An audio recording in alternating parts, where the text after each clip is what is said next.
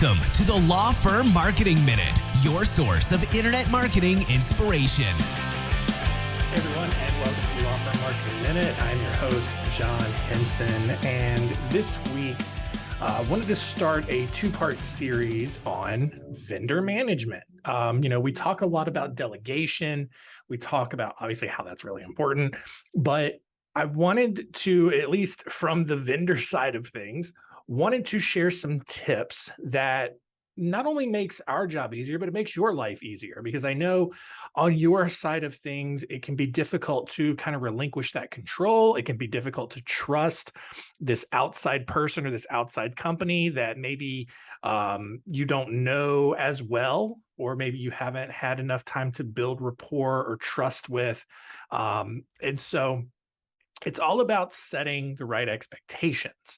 Look, the one of the big things I think that's really important is to be open to doing something differently. All right.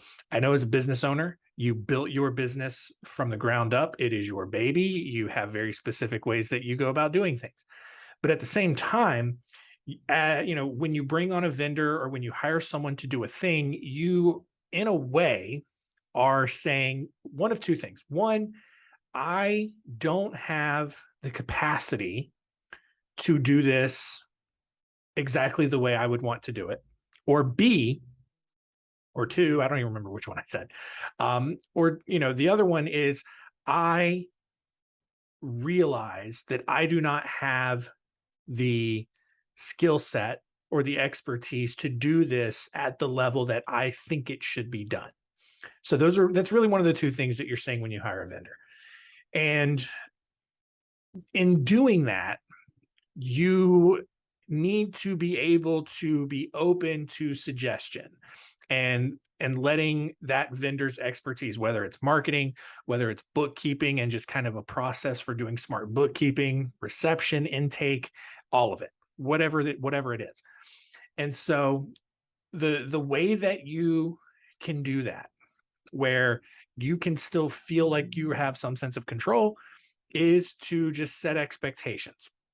And right off the bat, whether, regardless of what kind of vendor that you're working with, make sure that you understand what kind of results and what kind of work those people are going to be doing for you. One of the things that we see a lot is, especially in the marketing world, is that a lawyer will hire a marketing company with the expectation that a company is going to generate a bunch of leads for them.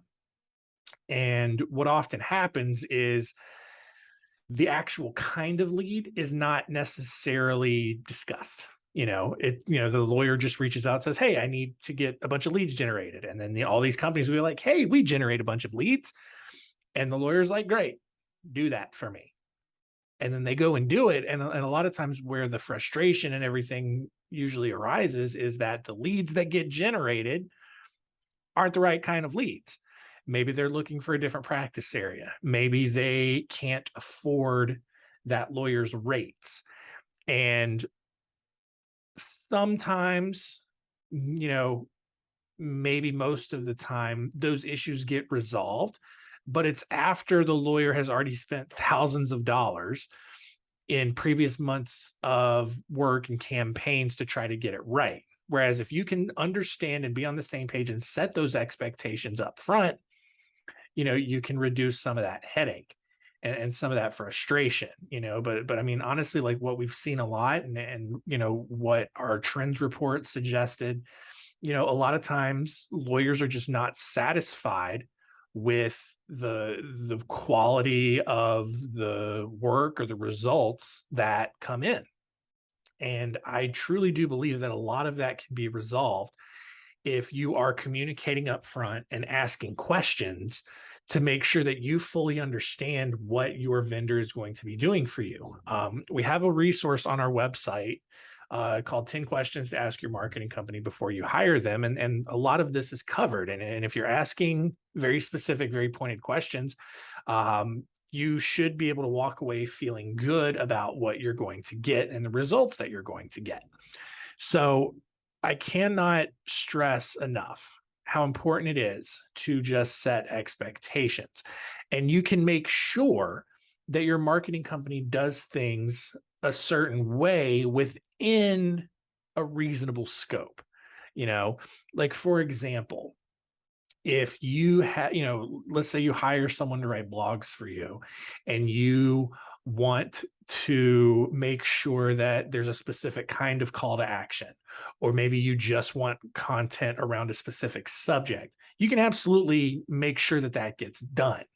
Now, if you want to, if you're trying to be extremely particular and, you only want a certain amount of words, like a very, very specific amount of words, a certain number of links, a certain number of keywords, a certain number of sentences or paragraphs, like that's when I would caution you that maybe you're too deep into the weeds, and that at that point you should potentially yield to what the vendor thinks is best.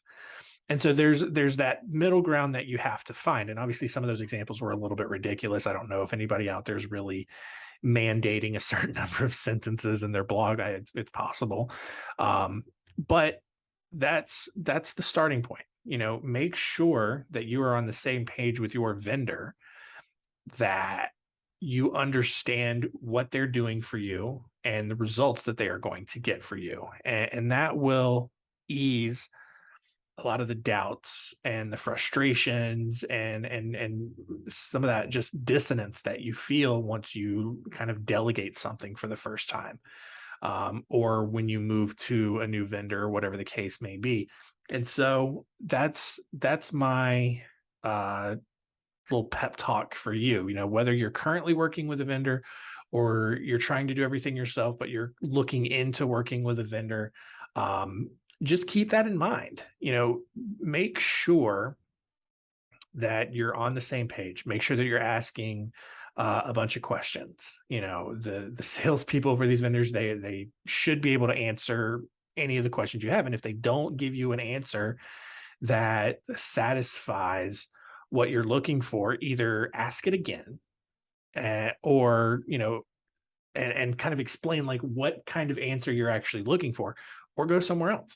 And, like I said, go check out the resource on our website. You can go to spotlightbranding.com. You can click the resources tab at the top.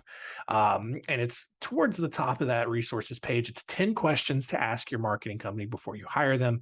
And you could use some of those questions in there to ask any vendor that you're about to work with, whether it's a receptionist company, like I said, a bookkeeper, whatever the case may be. And so, just before you start a vendor relationship, just feel good about it. Feel good that whatever you're delegating is in good hands, and that those people are going to do whatever they can to get the right results for you. Because look, there's a stake in it for us as well. It's our reputation that's on the line. It's our ability to grow and scale, because if we can make you happy, then we know we can make other people happy, and it grows from there. And so that's the starting point, is set those expectations.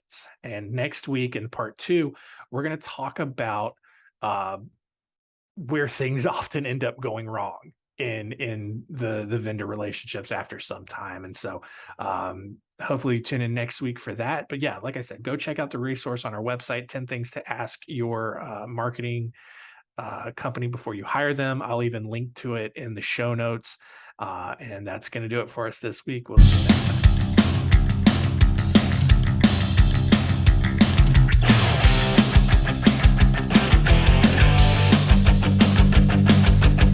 Thanks for joining us. Please visit lawfirmmarketingminute.com for more information. We'll see you next time.